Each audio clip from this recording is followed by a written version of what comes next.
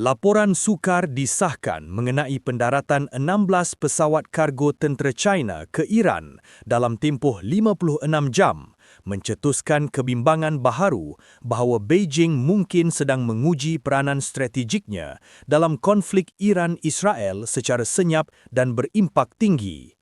Kemunculan secara tiba-tiba laporan yang sukar disahkan mendakwa kira-kira 16 pesawat kargo tentera China mendarat di Iran dalam tempoh padat 56 jam telah menyuntik pelbagai kemungkinan baharu yang mengganggu kestabilan ke dalam konfrontasi Iran-Israel yang sedia tegang apabila skala dan kelajuan dakwaan operasi udara itu segera mencetuskan persoalan tentang kesediaan Beijing mengubah imbangan ketenteraan Timur Tengah secara senyap melalui kekaburan strategik.